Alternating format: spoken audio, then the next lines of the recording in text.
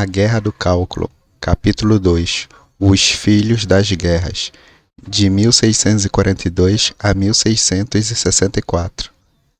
Que seja sabido por todos que há muitos anos passados, discórdias e divisões civis eram incitadas no Império Romano, as quais aumentaram a um tal grau que não somente toda a Alemanha, mas também todos os reinos vizinhos, e particularmente a França, estiveram envolvidas nas desordens de uma guerra longa e cruel. Trecho retirado de O Tratado de Westfália, 1648. Leibniz conheceu o mau cheiro e a dor da guerra por ter crescido numa terra que estava envenenada por ela. Ele nasceu durante um dos mais horríveis capítulos da história da Europa. Os tempos de desespero e desolação durante as 3 décadas de horror que foi a Guerra dos 30 Anos. Este foi um conflito complicado, prolongado, que envolveu muitos estados europeus, Dinamarca, Espanha, França, Suécia, que competiam por vantagens políticas e por territórios alemães. A guerra foi tão longa que quando, afinal, terminou, não importava muito quais haviam sido suas causas. Uma complicada mistura de desejo por território e rebelião protestante. O que importava era que a Alemanha havia sido completamente despedaçada. Constituiu-se um problema o fato de o ônus da guerra ter sido parcialmente desviado dos países que comandavam os exércitos para as terras em que foram travadas as batalhas. Não era um preço pequeno. Durante a Guerra dos 30 Anos, tornou-se difícil atacar cidades e fortalezas, tornando necessário o emprego de exércitos grandes e bem organizados. Como resultado, as tropas europeias incharam a tamanhos que não eram vistos desde os tempos de Júlio César, tendo muitas de suas fileiras preenchidas por mercenários. Mas esses grandes exércitos significavam que subitamente havia dezenas de milhares de homens que tinham que ser equipados, alimentados e, talvez o mais importante, pagos.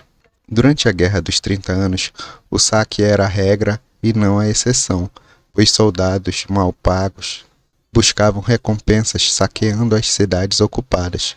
Além disso, saquear tornou-se uma prática normal para alguns exércitos em batalha, implementada com tanto sucesso pelo exército sueco que em 1633 seus custos foram apenas uma fração dos que tinham sido em 1630. E os suecos não estavam sozinhos.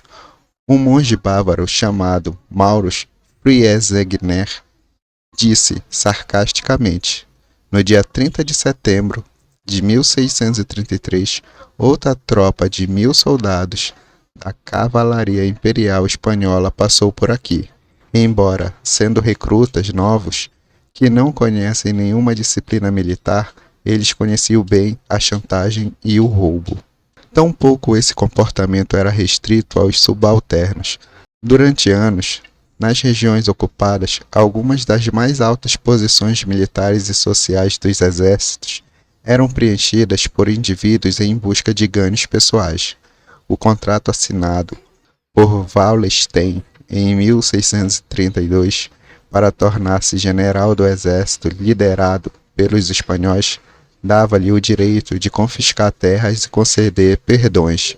Quando Leibniz nasceu, em 1646, a guerra estava quase no fim. Sua cidade natal, Leipzig, estivera no coração do conflito. De fato, logo ao sul de Leipzig ficava Lutzen, que na manhã de 16 de novembro de 1632, cerca de 12 anos antes do nascimento de Leibniz, havia sido local de uma das mais sangrentas batalhas da guerra.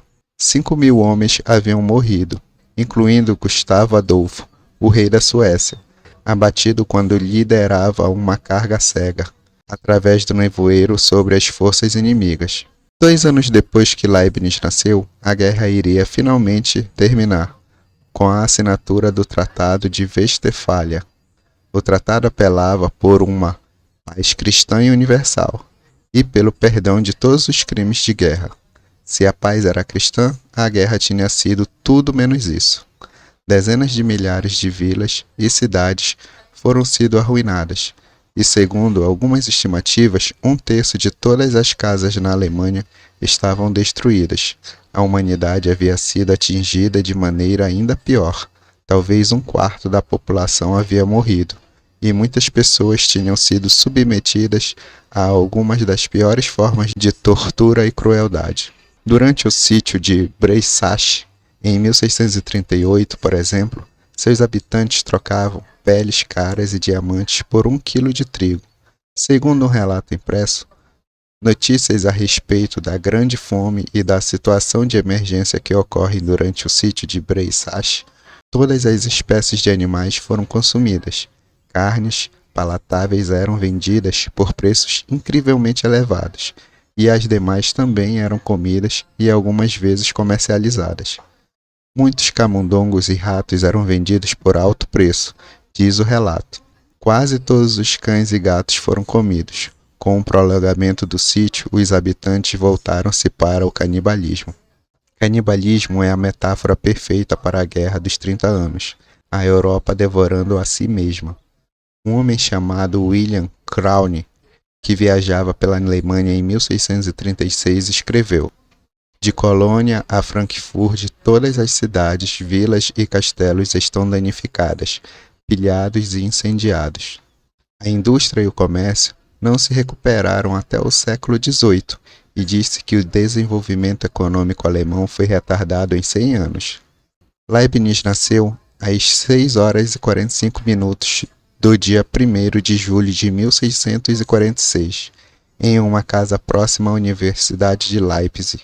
Era filho de Friedrich Leibniz e Katharina Ishimock, ambos pessoas de boa moral e bem educadas. Katharina era filha de um celebrado advogado em Leipzig, e Friedrich era professor de ética e vice-presidente da Faculdade de Filosofia da universidade. O pai se casara 3 vezes e Katharina era sua terceira esposa, muito mais nova. Era muito dedicada a seus 2 filhos, Gottfried e a irmã. A lenda diz que Leibniz abriu os olhos diante da pia batismal, o que seu pai tomou como um sinal de bondade de seu filho. Eu profeticamente considerei esse fato como um sinal de fé, um indício muito seguro, escreveu Friedrich, de que meu filho seguirá pela vida com os olhos voltados para o céu, prodigalizando atos maravilhosos. Anos depois, Leibniz afirmava que tinha mostrado tal aptidão para aprender que, mesmo aos 5 anos de idade, seu pai acalentava as mais brilhantes previsões do seu futuro progresso. Infelizmente, tais previsões foram tudo que o pai de Leibniz viria a ter. Ele faleceu em 1652, quando o filho tinha apenas 6 anos. Uma das coisas que Friedrich deixou foi uma biblioteca, embora Leibniz não tivesse acesso a ela até que ocorresse um incidente com o diretor da escola primária que cursava. Um dia Leibniz encontrou 2 livros que haviam sido colocados em lugar errado por um estudante mais velho e começou a lê-los. O diretor ficou chocado. Embora os livros fossem adequados para um aluno mais velho, no entendimento do diretor, nenhum menino da idade de Leibniz deveria ter permissão para ler livros para adultos como aqueles. Ele se dirigiu à mãe de Leibniz, exigindo que os livros fossem imediatamente tomados do menino. O garoto poderia ter sido até rebaixado para uma série inferior, não fosse por um casual benfeitor, um certo cavaleiro erudito e muito viajado, como Leibniz o descreveu. Por antipatizar com a inveja ou a estupidez do diretor, o qual, como logo percebeu, desejava avaliar a estatura de todos pela sua própria, passou a demonstrar que, contrariamente ao que dizia aquele, era injusto e intolerável que um gênio em germinação fosse reprimido por maldade e ignorância. Aconteceu que esse nobre discordou do diretor, dizendo que o vivo interesse do menino por livros avançados era um claro sinal do seu agudo intelecto, que desbrochava e que devia ser encorajado, não sufocado. O nobre convenceu os familiares de Leibniz não só de que ele não devia ser punido por ler um livro não apropriado, mas que devia ser autorizado a ler todos os livros da biblioteca de seu pai nos seus momentos de lazer. Essa notícia foi uma grande fonte de prazer para mim, como se eu tivesse achado um tesouro, escreveria Leibniz anos depois em suas confissões pessoais. Assim, aos 8 anos, Leibniz teve permissão para entrar no gabinete de seu pai. Lá encontrou livros de Cícero, Plínio, Sêneca, Heródoto, Xenofonte, Platão e muitos outros, e teve liberdade para servir-se de todos os clássicos latinos, discursos metafísicos e manuscritos teológicos existentes naquelas estantes. Atirei-me a essas obras com o máximo de avidez, disse Leibniz. Fico sozinho no gabinete, sozinho com os livros. Também acendeu nele o gosto pela aprendizagem contemplativa e independente, a espécie de aprendizagem que ele adotaria por toda a sua vida. Despendeu muitas horas estudando os tesouros daquela biblioteca e começou a ler mais latim do que a lotação completa de um ônibus com um aluno de um curso preparatório para a Faculdade de Direito, empenhados em um concurso de debate. Como viria a gabar-se mais tarde, aos 12 anos, entendia toleravelmente bem os escritores latinos, começava a balbuciar o grego e escrevia versos com excepcional sucesso. Seu latim era tão bom, ao que parece, que aos 11 anos ele era capaz de fazer um difícil dever de redação nessa língua antiga em questão de poucas horas. A tarefa consistia em compor um discurso poético em lugar de um colega que havia ficado doente. Fechando-me em meu quarto, disse Leibniz, foi capaz de compor sem interrupção em uma única manhã 300 hexametros de tal qualidade que ganhei o louvor dos meus instrutores. Leibniz não teve contato significativo com a matemática em seus primeiros anos de estudo, e quando jovem, teve de ensiná-la a si mesmo. Ele e Newton foram similares quanto a esse aspecto. Suas vidas se assemelharam ainda de outro modo. Isaac Newton também era filho de uma terra síndida. No século XVII, a Inglaterra era algo estranho na Europa, porque nunca foi arrastada à Guerra dos 30 Anos, em grande parte devido a seu isolamento geográfico do continente. A Grã-Bretanha era também diferente de muitos outros países da Europa, os quais estavam se tornando estados altamente centralizados, dirigidos por um governante supremo. Em vez disso, ela já era altamente centralizada. Na verdade, a monarquia britânica corria perigo de perder poder, em lugar de consolidá-lo. Quando Newton nasceu, o rei Carlos I detinha a posse precária do poder. De fato, o país escapava rapidamente de seu domínio. O rei estava literalmente em guerra com o parlamento e se ressentia do controle sobre seu poder representado por esse órgão. Ele acreditava no poder divino dos reis e pensava que não podia ficar sujeito a críticas ou envolvido em disputas menores com dirigentes do parlamento. Durante certo período de seu reinado, ele dissolvera o parlamento, situação que perdurou por mais de uma década a partir de 1629. O choque com o parlamento presenteou o rei com uma grande crise financeira, porque o corpo legislativo detinha um poder que o rei não possuía, o de votar impostos. O monarca sobreviveu por algum tempo elevando o valor das taxas e multas, mas em 1657, uma revolta na Escócia fez com que tivesse que montar um exército, e assim ele teve que convocar novamente o parlamento. 5 anos depois, poucos meses antes de Newton nascer, irrompeu uma guerra civil entre forças do rei e do parlamento. Estas assumiram o controle da marinha, de todas as cidades importantes, incluindo Londres, e das terras nas redondezas desta. Assim, elas conservaram a capacidade de impor e cobrar tarifas e outras formas de levantar recursos para alimentar a guerra. Carlos, por outro lado, financiava seus exércitos penhorando terras, joias e outros bens. Ele até obteve empréstimo dos espanhóis para subornar os escoceses. No início da guerra, Carlos desfrutava a vantagem de que as tropas reais eram formadas por soldados profissionais, enquanto que os soldados do parlamento eram uma turba.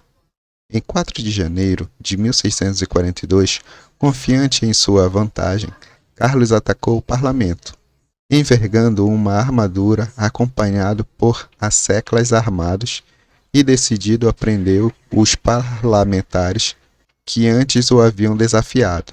Mas esses líderes oposicionistas estavam bem informados sobre os movimentos do rei, pois já haviam se retirado quando Carlos e seu séquito chegaram. Isso foi mais do que um embaraçoso insucesso para o rei. Foi um erro fatal para Carlos e sua monarquia. Ao cair da noite, muitos dos habitantes da cidade haviam se reunido e iniciado um protesto armado, fazendo de Carlos praticamente um prisioneiro em seu próprio castelo.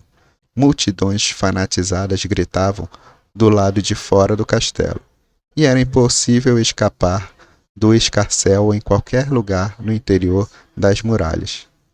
A situação agravou-se e Carlos viu-se forçado a abandonar Londres e escapar para locais mais hospitaleiros no país, para nunca mais voltar, exceto para sua própria execução.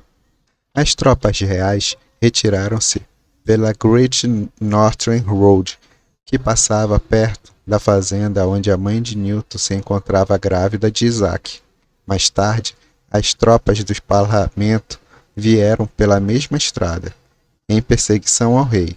Embora as tropas de Carlos fossem as mais bem treinadas, o exército do parlamento, liderado por Oliver Cromwell, era disciplinado e altamente motivado.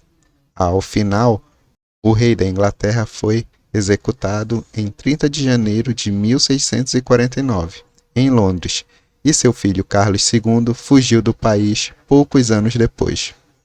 Embora Newton tenha nascido no mesmo ano em que a Guerra Civil começou, outra coincidência é lembrada com mais frequência por seus biógrafos, que Newton nasceu no mesmo ano em que morreu Galileu.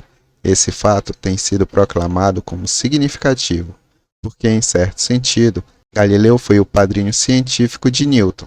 Newton iria seguir os passos de Galileu e acabar por descrever, utilizando matemática de sua própria invenção, o universo físico que o italiano havia observado com seu telescópio. Há, entretanto, um fato inconveniente para qualquer um que acate essa noção romântica, pois Newton nasceu em 4 de janeiro de 1643, segundo o calendário gregoriano, o ano seguinte ao da morte de Galileu. A Inglaterra não adotou esse calendário no século XVII, porque os protestantes resistiam ao que consideravam uma contaminação católica. Mais importante do que o ano de seu nascimento talvez seja o fato de que Newton veio ao mundo no meio da noite, tão pequeno e prematuro que as mulheres que ajudaram o parto de sua mãe tinham certeza que ele iria morrer. Afinal, naqueles dias, mais de um terço de todas as crianças morriam antes de chegar no 6º aniversário. 2 dessas mulheres, enviadas para buscar algum remédio para o recém-nascido, não esperavam que Newton estivesse vivo quando elas voltassem. Mal podiam saber que ele iria viver bem mais do que todas elas, só vindo a morrer depois dos 80 anos de idade. A família de Newton era comum e de pouca educação. Seus antepassados eram pequenos proprietários rurais, um tipo de vida não destituído de conforto, mas certamente humilde. Seu pai, ao que parece, não sabia ler nem escrever, e Isaac foi o primeiro da família que pôde assinar o próprio nome. O pai tem sido apresentado como descontrolado, extravagante e fraco. Um homem talvez interessante de se conhecer, mas quando Newton nasceu ele já estava morto. Havia 2 meses. Também chamado Isaac, ele morreu com 37 anos, poucos meses depois de seu casamento com a mãe de Newton, Hannah A. Ashcroft Newton. Hannah A., filha de uma família um pouco melhor, foi deixada como viúva grávida. com um pequeno patrimônio de 46 vacas e 234 carneiros e um par de celeiros cheios de milho, feno, malte e aveia, próximo à cidade inglesa de Westby, no Lincolnshire. Quando seu filho tinha 3 anos, em 3 de janeiro de 1645, a senhora Newton casou-se novamente. O novo marido, Barnabas Smith, um clérigo educado em Oxford, era pároco de uma pequena cidade próxima. Nascido em 1582, Smith tinha 63 anos quando os votos matrimoniais foram proferidos. O reverendo Sr. Smith tinha suas necessidades, e o novo casal logo teria mais 3 filhos. Um meio-irmão de Newton, Benjamin, e 2 meias-irmãs, Mary e Hannah A. A mãe de Newton mudou-se para a paróquia do Bom Reverendo em North Wickham, por uma razão qualquer. Newton não se encaixou bem nesse quadro, e assim foi mandado para ser criado por seus avós em Woolsthorpe, um pequeno povoado na paróquia de Colsterworth, condado de Lincoln, cerca de 10 quilômetros ao sul de Grantham. Aparentemente, Newton não era ligado a nenhum de seus avós, e sua atitude com relação ao padrasto, o reverendo Smith, era ainda mais inconstante. Quando ainda era criança, ele ameaçou uma vez queimar vivos sua mãe, seu padrasto e a casa sobre eles. Mais tarde, Newton arrependeu-se de ter dito isso, especialmente depois da morte do reverendo Smith, que ocorreu quando o enteado tinha 10 anos, deixando a Newton uma coleção com centenas de livros de teologia. Aos 12 anos, Newton foi para a escola primária, na vizinha Grantham. Lá, estudou latim e algumas outras matérias, ficando hospedado numa casa que era a loja de um boticário de nome Clark. Foi lá, sem dúvida, que Newton pela primeira vez assistiu à mistura de produtos químicos, a centelha que acendeu o amor de toda a vida pela alquimia. Anos mais tarde, Newton confessou que era extremamente desatento aos estudos e mau aluno. Não obstante, sua enorme inteligência, que provavelmente o fazia parecer estranho aos outros estudantes, já deveria estar evidente na escola primária. Nessa época, ele não era conhecido por brincar muito com os outros meninos. Preferia passar a maior parte do seu tempo livre sozinho em seu quarto, consertando, desenhando e construindo coisas. Assim, por exemplo, tendo ficado profundamente impressionado com um moinho de vento que estava sendo construído nas proximidades, decidiu construir um para si, o que de fato fez, e do qual se dizia que era tão bom quanto o original.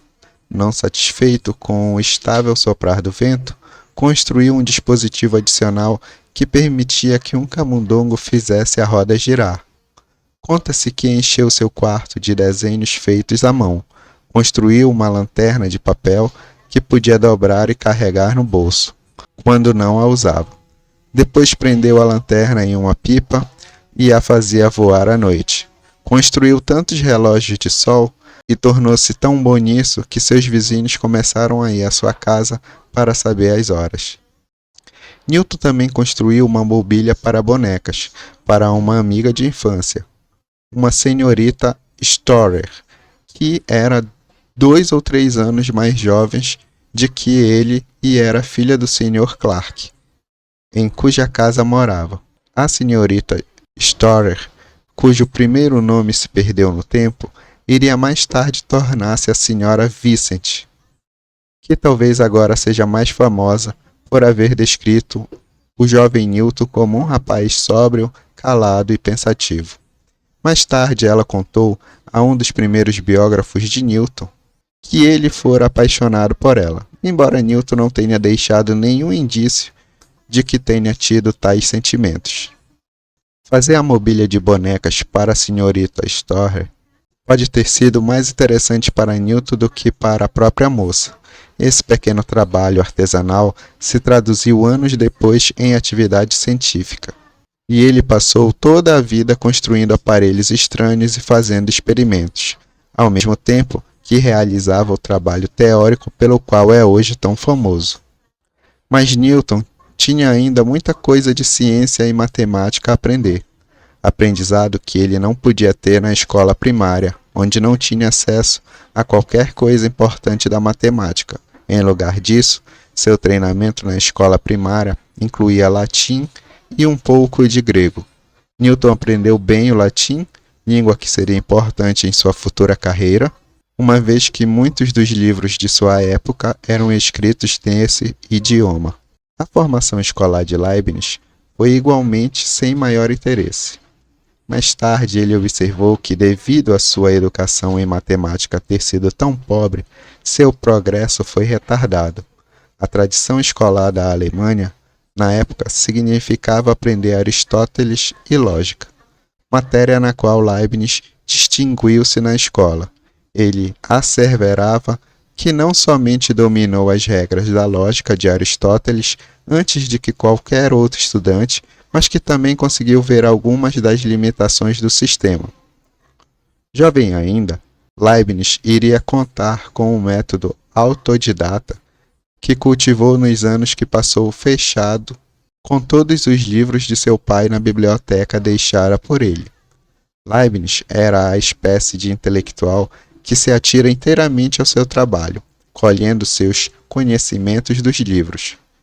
Eu não enchia a minha cabeça com ensinamentos vazios e complicados, que são aceitos devido à autoridade do professor, em lugar de argumentos sólidos, disse ele uma vez. Uma outra ocasião, ele observou que sua maior dívida para com seus primeiros mestres era que eles interferiram o mínimo possível em seus estudos. Leibniz seguiu os passos de seu pai, estudando filosofia acadêmica e leis na Universidade de Leipzig, e defendeu sua tese de mestrado de Principio Individui, sobre o princípio do indivíduo. Em fevereiro de 1664, aos 17 anos de idade, o mentor de Leibniz, Jacob Thomasius, elogiou a tese do adolescente, declarando publicamente que, embora fosse apenas um garoto, o aluno era capaz de investigar qualquer coisa, por mais complicada que parecesse. Newton era menos dotado em assuntos práticos. Aos 15 anos tinha que fazer viagens semanais de regresso a Göttingen para dirigir seus negócios. Presumia-se que seu criado pessoal, que se fazia necessário devido à pouca idade de Newton, orientaria o jovem quando este desse seus primeiros passos no mundo do comércio e na idade adulta. Na realidade, Newton não estava interessado em nada dessa educação e deixava seu criado conduzir todos os negócios, enquanto se ocupava apenas em ler. Em 1659, quando Newton tinha 17 anos, ele foi afastado de seus estudos para assumir a administração da fazenda da Inglaterra. Como o homem mais velho da família, era esperado que se tornasse um fazendeiro e criador de carneiros, e por isso teve que passar alguns meses irritado em casa, em miserável exílio, antes de ir para o curso superior. Sua completa inadequação para esse tipo de trabalho logo se tornou aparente. Sua disposição para os estudos o fazia inteiramente inviável para ser um criador de qualquer coisa que não fossem ideias. Existe uma pintura descrita em uma famosa biografia de Newton publicada no século XIX, que captura essa época com perfeição. Mostra carneiros vagando ao léu, vacas comendo as plantações e Newton distraído embaixo de uma árvore. Finalmente, sua mãe compreendeu que ele devia se dedicar a uma vida de atividade intelectual e o mandou de volta a Göttingen, para que se preparasse durante 9 meses para a universidade. Seu tio, reverendo W. Weikush, tinha cursado a Trinity College e estava decidido a enviar Newton também para lá. E assim, em junho de 1661, com 18 anos de idade, Newton matriculou-se na Trinity College da Universidade de Cambridge, o qual foi chamado pelo historiador John Stripe o mais famoso colégio da universidade. Naqueles primeiros dias, Isaac Newton e Gottfried Leibniz pouco sabiam da matemática, que um dia os fariam famosos. Nada sabiam um do outro e estavam ambos caminhando inexoravelmente para um destino intelectual semelhante. Fim do capítulo 2. Em breve, retornamos com o capítulo 3 de A Guerra do Cálculo. Um abraço, professor Raimundo, até a próxima.